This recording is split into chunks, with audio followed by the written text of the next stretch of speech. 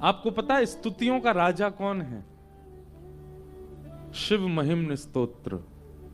स्तुतियों का राजा कहा गया है शिव महिम्न स्तोत्र को। और शिव महिम्न स्तोत्र की एक महिमा बताएं आपको। अगर कोई व्यक्ति नित्य शिव महिम्न स्तोत्र का पाठ करता है तो हर व्यक्ति के अंदर एक दैवी गुण होता है। सावधानी से सुनिएगा, संसार के हर व्यक्ति के जीवात्मा के अंदर एक दैवी गुण है। वो दैवी गुण कैसा होता है? गायन का भी हो सकता है, नृत्य का भी हो सकता है, पर इसके अलावा कई दैवी गुण जिनको चमत्कारी रूप कहा जाता है। जैसे कि आप व्यक्ति को देखते ही पहचान जाते हैं कि इसका आपके पास आने का आशय क्या है। ये व्यक्तियों को परखने का दैवी गुण हर दूसरे व्यक्ति में होता है, तीसरे व्यक्ति में होता है। आपके सामने आया हुआ व्यक्ति, उसको देखते ही आप पहचान जाते हैं कि वो कैसा है, कैसा नहीं है। उसका रूप देखते ही आप पहचान जाते हैं। यह भी एक दैवी गुण है। कई लोग हैं वो सब्जियों की आकृति देख करके ही पहचान जाते हैं, ये मीठी होगी कि कैसी होगी, क्या होगी। ये भी एक कई लोगों का दैवी गुण। सब्जी मंडी जाओ कभी, महाराज वो क्या उठा के घूम घूमा, हमको तो सबरे आलू एक से लगते, हमको तो सबरे तरबूज एक से लगते। वो ठोक पीट के बजा के समझ जाते ये बढ़िया होगा। ये भी एक दैवी गुण है। कईयों का दैवी गुण होता है, जैसे आपने अपने बालकों का अनुभव किया होगा। एक ही उम्र के दो बालक हैं, पर एक बालक की कैचिंग पावर इतनी अच्छी कि वो विद्यालय में एक बार पढ़ के आता, उसको ट्यूशन की जरूरत नहीं, उसको याद हो जाता है। और दूसरे बालक के पीछे पड़े रहो, लिए किताब पढ़ाते रहो, याद ही नहीं होता उसको। यह भी एक दैवी गुण है। कुछ इस प्रकार की दैवी गुण जिसको अंग्रेजी में थोड़ा सिक्स्थ सेंस भी बोल दिया जाता है, एक एक्स्ट्रा ऑर्डिनरी माइंड भी कह दिया जाता है। अगर आपका दैवी गुण जिसको आप पहचान चुके हैं वो कभी सूक्ष्म होने लग जाए, अपनी स्थिति से विलग होने लग जाए, वो आपके अंदर घटने लग जाए, तो शिव महिम्न स्तोत्र के पाठ से वो दैवी गुण पुनः प्रकट हो जाएगा। और किसी को अगर अपनी दैवी शक्ति, दैवी गुण नहीं पता चला है अभी तक, इतनी उम्र होने के बाद भी नहीं पता चला कि मुझ में विशेष क्या है, वो शिव महिम्न स्तोत्र का पाठ प्रारंभ कर दे, कुछ ही दिनों में उसको अनुभव होने लग जाएगा कि उसके अंदर का दैवी गुण कौन सा है। इस शिव महिम्न स्तोत्र की खास बात है। स्तुतियों का राजा कौन है? शिव महिम्न स्तोत्र। एक व्यक्ति था, बड़ी प्रसिद्ध कथा है शिव महिम्न स्तोत्र की, कि एक व्यक्ति था महादेव का बहुत बड़ा उपासक। उसी नगर का एक राजा भी महादेव का बहुत बड़ा उपासक। भक्ति में कभी कभी प्रतिस्पर्धा आ जाती है, हम पहले जल चढ़ा दें महादेव पे, हमसे पहले कोई ना चढ़ा के जाए। वीवीवीआईपी की भी बहुत कैटेगरी होती है। एक तो होती है हमको बस पास से दर्शन हो जाए, एक होती है हमको अभिषेक का अवसर मिल जाए, एक होता है कि पूरे दिन में सबसे पहला अभिषेक मेरा हो। इतना भी चाहते हैं लोग। तो राजा जो था उसकी ऐसी स्थिति थी कि उसको रहता था कि महादेव पर दिन का सबसे पहला बिल्वपत्र मैं ही चढ़ाऊं, मुझसे पहले कोई ना चढ़ाए। और उसके लिए उसने क्या किया, पूरे नगर से बिल्वपत्र के जितने पौधे वृक्ष आदि थे सबको मिटवा करके एक अपने ही बगीचे में बिल्वपत्रों का बगीचा प्रकट कर दिया। क्यों? मुझसे पहले कोई और बिल्वपत्र कहीं से तोड़ के जा ही नहीं पाएगा। मनमुखी राजा अपने आप बिल्वपत्र लेता और सबसे पहले जाता, उसके अलावा कोई जा ही नहीं सकता, क्योंकि पूरे नगर में बिल्वपत्र है ही नहीं। एक और भक्त महादेव का, उसने कहा ये तो हिंसा है। क्यों? दबाव हिंसा है। कल रात भर मेरे मन में यही चलता रहा। हमारे किशन जी ये सूत्र दे गए, महाराज जी दबाव हिंसा है। मैंने कहा हाँ।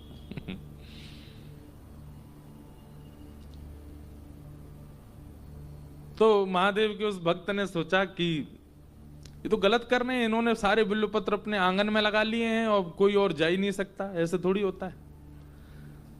तो उसने शिव महिम्न स्तोत्र का पाठ करके इतना पाठ किया और महादेव से उसने कहा कि हे नाथ, मुझे अदृश्य होने की शक्ति प्रदान करो। और महिम्न स्तोत्र के पाठ से उसको यह प्राप्त हो गया, अदृश्य होने लगा। अब आप प्राप्त करोगे तो मिस्टर इंडिया नहीं बन पाओगे।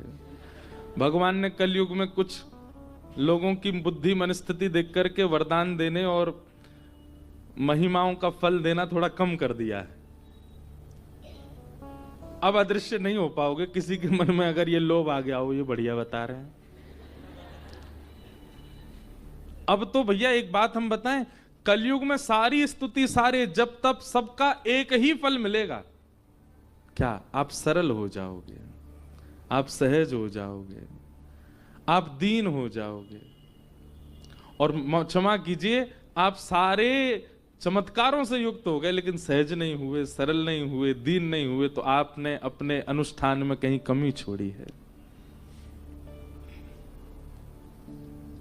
हरि जी मोहे संत हृदय कर दीजो, हरि जी मोहे संत हृदय कर। आज तक किसी ने महादेव से ये मांगा नहीं होगा कि हे नाथ, मेरे हृदय को संत बना दो, मेरे हृदय को सहज बना दो। पड़ोसियों को देख के ईर्ष्या करता है ये, दूसरे के धन को देख के लोभ करता है ये, पर स्त्री पर पुरुषों के प्रति काम प्रकट करता है ये। हे विश्वनाथ, मेरे हृदय को सरल बना दो। कभी कोई मांगता है? कोई नहीं मांगता। तो शिव महिम्न स्तोत्र का पाठ करके उस महादेव के उपासक ने अदृश्य होने की विद्या सीख ली। अब वो क्या करता?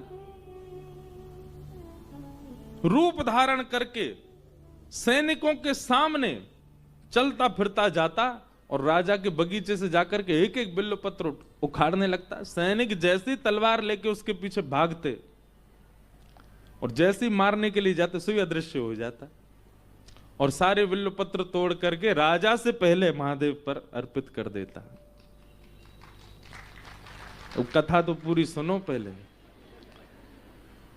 तो उसका रोज का ये नियम बन गया। अब राजा इतना क्रोध में भर गया, बोले कि ये मेरे से पहले आता, मेरे आंगन के बिल्व पत्र ले जाकर के और महादेव पर चढ़ा देता है।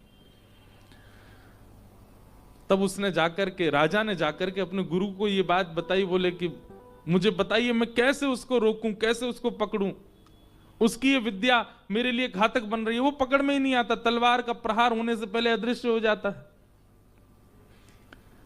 तो गुरुजी ने कहा देखो, ये दैवी शक्ति है और शिव महिम्न स्तोत्र से उसने उसको जागृत कर लिया है। अगर किसी व्यक्ति की योग्यता, ये भी बहुत ध्यान से सुनने वाली बात है, किसी व्यक्ति की योग्यता, किसी व्यक्ति के स्वभाव, किसी व्यक्ति के गुण, किसी व्यक्ति की बुद्धि, किसी व्यक्ति के दैवी गुणों को यदि नष्ट करना हो तो उसको निर्माल्य के ऊपर चढ़ा दो। महादेव पर अर्पित किया गया बिल्वपत्र, महादेव पर अर्पित किया गया माला, या फिर किसी भी दैव स्थान में ठाकुर जी को अर्पित किया गया कोई भी वस्त्र है, पुष्प है, तुलसी है, कुछ भी है, अगर उस पर किसी का पैर रख दिया जाता है, उसका यह अपराध होता है कि व्यक्ति के भीतर जो फिर दैवी शक्ति होती है वो शून्य हो जाती है, वो नष्ट हो जाती है। व्यक्ति के अंदर जो विवेक बुद्धि होती है वो विवेक बुद्धि कहीं ना कहीं शांत हो जाती है। मंदिर प्रेमिसेस के अंदर अगर आप पैर रखते हैं तो कोई दोष नहीं, पर मंदिर से बाहर अगर आपका पैर पड़ जाए तो भैया इंद्र अपनी गद्दी से जब गिर सकता है निर्माल्य पर पैर रखने से, हम तो मानव हैं। इसलिए मंदिर में तो सावधानी रखो। मंदिर के पुजारी जी आपको बिल्वपत्र दें। अभी अभी देखो आज क्या आया, बाबा का सेहरा आया हमारे लिए। विश्वनाथ भगवान को पुजारी जी लेकर के आए, आज वर्ष के प्रारंभ में ही सेहरा पहना दिया है। जय हो। हमारे पंडित जी बड़े प्रसन्न हो रहे थे सारे। तो ये निर्माल्य है, ठाकुर जी को अर्पित है। तो मंदिर के अंदर अगर चरण आपकी गलती से पड़ जाएं तो कोई दोष नहीं, पर मंदिर के बाहर तो इन ऐसे जो भी मंदिर से प्राप्त होने वाली वस्तु उनको बड़ी सावधानी से घर लेकर के आया कीजिए। और संभवतः घर में कहीं बगीचा हो, कहीं सुंदर गार्डन जैसा हो, उसमें एक स्थान निर्माल्य के लिए ही रखिए। धागे सारे निकाल लीजिए और पुष्प आदियों को वहीं व्यवस्थित कर दीजिए। गंगा जी में भी अगर आप पधराते हैं तो वैसे तो गंगा जी में ना पधराएं, इनका उपयोग हो जाएगा अगर इनको भूमिगत ही कर दिया जाए। धागे निकाल लीजिए और उनको भूमिगत कर दीजिए। बहुत सावधानी रखा कीजिए निर्माल्य के प्रति। आज मानो भूल चुका है निर्माल्य की। हमने कई बार देखा मंदिर से निकले उतार करके महाराज कहीं डाल दिया, उसका अपराध। इन्हीं अपराधों से ना जाने कितने अपराध हमारे ऊपर लगे हो। भजन तक कम हो जाएगा हमारा, भक्ति में आलस से आना प्रारंभ हो जाएगा निर्माल्य पर चरण रख दिया तो गुरु जी ने उपाय बता दिया। बोले निर्माल्य पर उसका पैर अगर पड़ गया तो उसकी अदृश्य होने वाली शक्ति खत्म हो जाएगी। राजा ने यही किया। शंकर जी पे खूब सारे बिल्व पत्र चढ़ाए, अभिषेक आदि करके सारे बिल्व पत्र ले जाकर के सारे बगीचे में फैला दिए। बोले अब आए सुबह। दूसरे दिन जैसे ही वो भक्त आया, वो तो अदब से आता था सबके आगे, जैसे सैनिक उसको मारने जाते सो अदृश्य हो जाता। जैसे ही उसने प्रवेश किया, प्रवेश करते ही निर्माल्य पर पैर रख दिया। अब उसको नहीं पता है कि उसके अदृश्य होने की शक्ति जा चुकी है।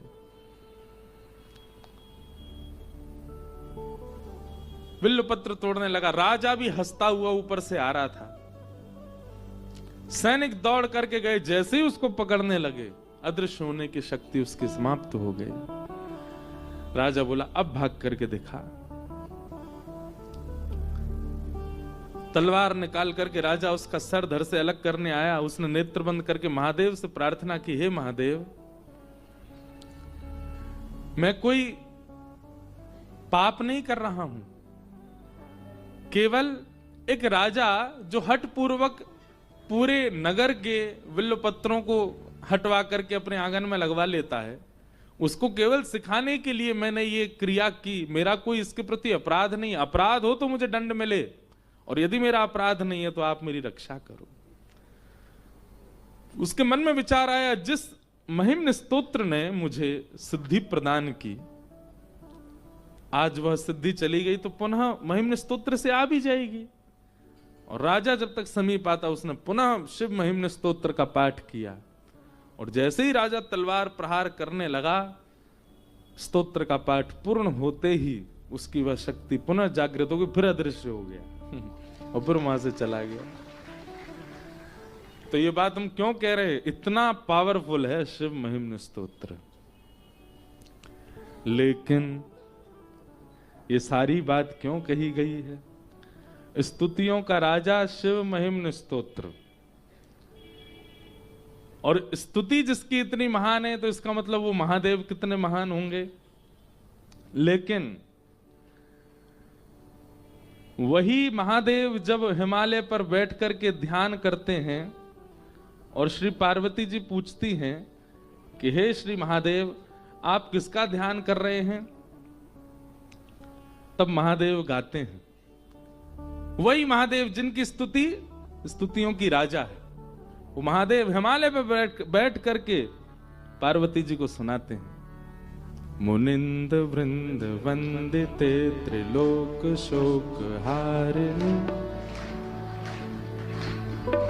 निकुंज भूविलासनि, ब्रजेंद्र भानु नंदिनी, ब्रजेंद्र सूनु संगत, कदा करिष्यसि मां कृपा कटाक्ष भाजनम्। मुनिंद वृंद वंदिते त्रिलोक शोक हारिणी, प्रसन्न वक्त्र पंकज, निकुंज भूविलास, व्रजेंद्र भानु नंदनी, व्रजेंद्र सूनु संगत, कदा करिष्यसि मां कृपा कदा करिष्यसि मां कटाक्ष भाजनम्। किशोरी जी का गुणगान करते हैं महादेव, तो इसका मतलब क्या है?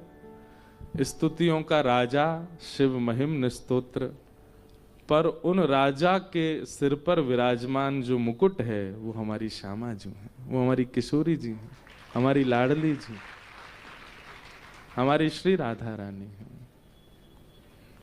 इसलिए महादेव के समीप जाकर के सारी स्तुतियां गाओ, पर सब पूरा हो जाए जब आपका, जब निकलने लग जाओ तब एक बार श्री राधा, बस एक बार कह दो, राधा वल्लभ लाल की जय। महादेव को एक बार युगल युगल का स्मरण करा करके जाओ। और अगर गोपी गीत याद है आपको, काशी वाले ध्यान से सुनो, तो निश्चित ही महादेव के पास जाके गोपी गीत सुनाया करो। अब क्या है कि क्योंकि महादेव की नगरी है ना, तो इसलिए सब महादेव को महादेव की ही स्तुति सुनाते हैं।